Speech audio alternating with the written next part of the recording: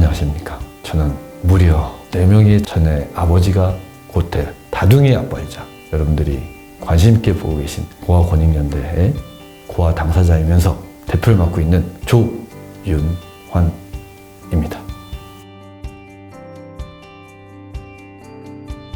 고아족에는 두 부류가 있습니다. 생고아와 일반 고아가 있는데 전혀 뿌리에 대해서 아무 기록이 없는 아이들이 생고아고요. 부모에 대한 흔적이 있는 아이들이 고아라고 부릅니다. 저는 흔히 말하는 생고아 출신입니다. 제가 이제 시설에서 자라서 생고아로 자라서 마지막 자립의 측에 들어갔을 때 마지막 저의 소원이 있다면 내 고향, 내 그리운 부모, 내 가족을 만나는 거였어요. 그렇다면 나는 당연히 부모님을 만나는 이런 마음들을 좀 국가가 헤아려 줄 줄 알았습니다. 근데 헤아려 주기는커녕 오히려 자의 꿈을 좌절시키더라고요. 그래서 제가 국가가 꿈을 막는 이런 행태를 제지할 만한 단체가 있을 줄 알았는데 인간의 기본적인 권리 이런 소원조차도 막고 있는 국가의 이런 행태가 너무 싫어서 단체를 찾았는데 단체가 없더라고요. 엄마 찾기 위해서 산말리도 가는데 제가 산말리는커녕 100만리로 갈 준비가 돼 있었습니다. 내 목숨을 바쳐서 마지막 내 소원 엄마 아빠를 찾자 라는 마음으로 뛰어들었고, 이걸 만들 때 접근했던 게 뭐냐면 저는 이제 부모님을 찾고 싶어도 못 찾는 것은 내 이름을 잃어버렸기 때문입니다.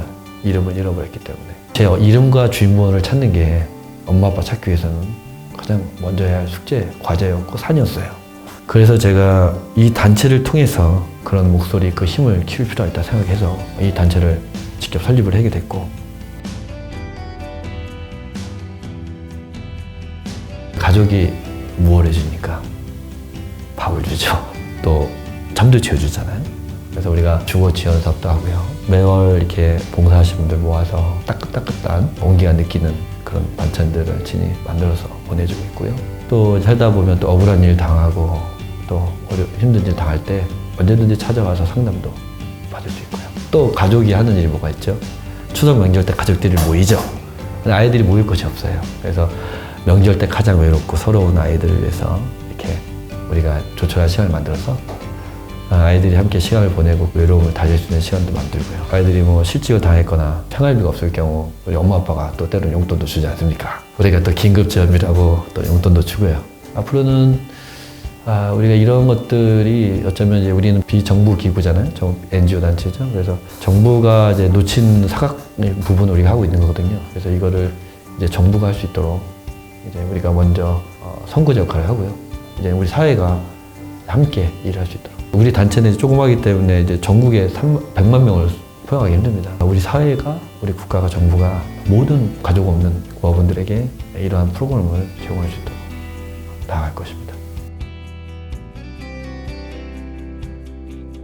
예, 여러분들이 해줄 수 있는 것은 한번 연락 주시면요. 다양하게 필요합니다. 혼이엘리, 바리엘리, 누니엘리, 다양한 우리 각 기관에서 해야 할 일이 있듯이 여러분들이 가지고 있는 조그만 재능들을 이렇게 나눠주시면 때로는 매달 하는 반찬 할 때 앞으로도 정기적으로 아이들을 이제 뭐 주말에 이렇게 모여서 이렇게 식사도 이렇게 대접하고 프로그램을 가져다 하는데 그럴 때 좀 봉사도 해주시면 좋겠고요. 또 멘토나 가까이 연결해주면 형, 오빠, 또 때로는 삼촌, 아버지, 엄마가 되면 좋겠고요. 또 연락 주시면은 여러 가지 봉사할 일이 많을 겁니다. 그리고 두 번째는 어쨌든 우리 목사들, 이런 목소리들이 점점 이렇게 좀 우리 세상에 좀 알려줄 필요가 있습니다. 내 주위에 있는 100만 고아분들을 좀 이해할 수 있게 또 우리 목소리가 구체화될 수 있도록 여러분들이 SNS나 적극적으로 우리 알려주시면 좋겠고요.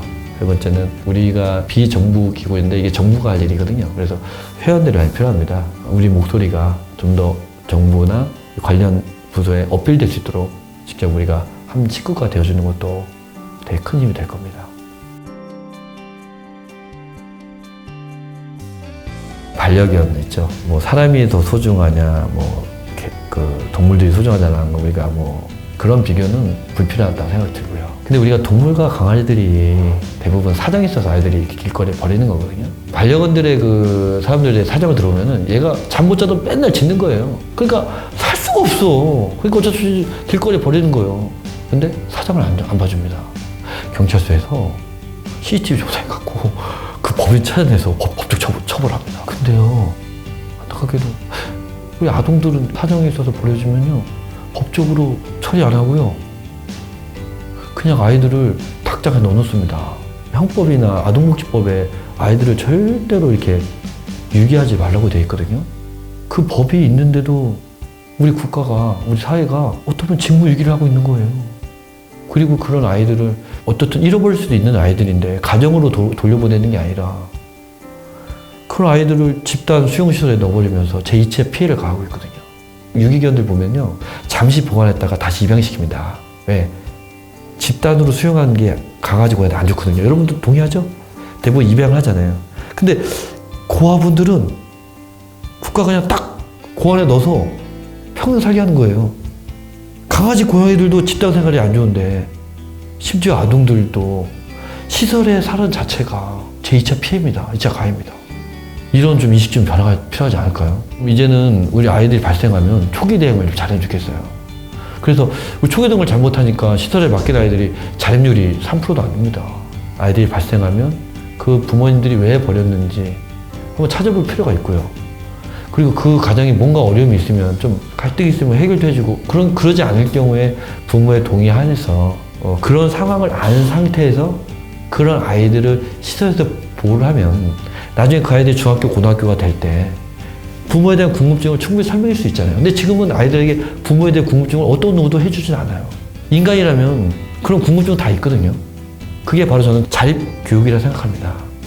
자립 전에 자기네 정체성, 자기의 뿌리에 대한 교육은 기본적으로 있어야 한다고 생각해요. 그래도 너의 부모님은 이래서 이런 사정 때문에 어쩔 수 없이 너를 바뀌었단다. 우리가 대신 이쁘게 잘 키워줬으니까 살아보지 않으렴? 하고 기회를 주는 것이 좋은데 지금은 그런 것들이 다 이게 그 정상적인 절차가 이루어지지 않고 정상적인 공권력이나 법이나 그런 것도 이루어지지 않으니까 어쩌면 더 나쁜 게 이런 법적인 공권력을 행할 수 있는 이 국가가 그걸 하지 않는 거예요. 보호를 제대로 작동을 안 하는 거죠.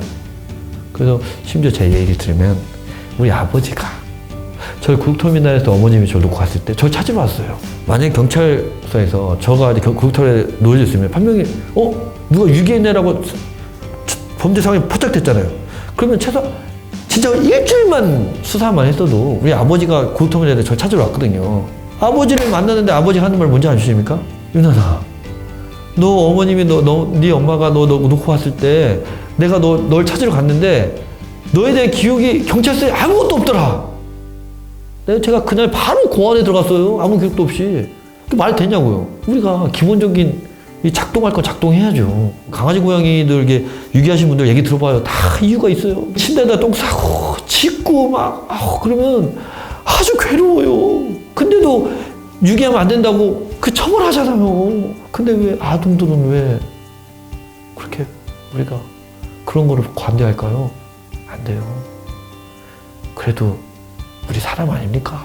우월성을 하는 게 아니라 그래도 최소한 동물만큼 우리가 인간을 생각해줘야죠. 고아분들은 동등대상자가 아니라 우리 사회가 어른들이 아프게 가해자라고 생각하면 좋겠어요. 이젠 우리가 그런 아이들을 미안한 마음으로 책임 가지고 사랑해줘야 돼, 이제. 그리고 이런 일이 다시는 벌어지지 않게 정말 중요한 본질을 정말 놓치지 않으면 좋겠어요. 여러분들이 생각하는 동정 대상자가 아니라 법적 피해자로서 가해자는 우리 모두예요. 이제는 그런 아픔을 우리가 서비스 해주는 게 아니라 우리가 미안해하고 보듬어줘야 책임이 우리에게 조금이라도 있는 것입니다. 잊지 말아요.